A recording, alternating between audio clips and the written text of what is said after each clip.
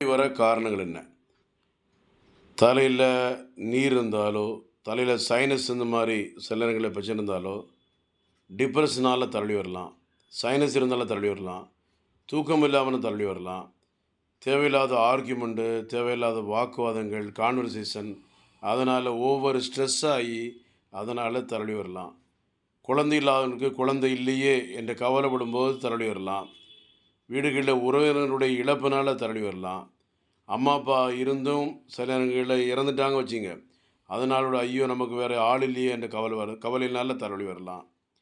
தேவையில்லாத பண பிரச்சனைகள், பொருளாதார பின்னடைவுகள், ஒரு படிப்பு படிக்க முடியலையே, தேவைக்கு செலவழிக்க முடியலையே, மற்றவங்களாம் நல்லா இருக்காங்களே, நமக்கு இவ்வளோ சிரமங்கள் ஏற்படுது என்று கவலையிலேயே பட்டு தலையில் தூக்கம் இல்லாமல் அதுவே ஒரு தலைவலியாகி, அதுவே ஒரு டென்ஷன் ஆகி, ஓவர் ஸ்ட்ரெஸ் ஆகி, உடம்பு பலவீனமாகி தலைவலி ரொம்ப அதிகமாக வர ஆரம்பிச்சிடும்.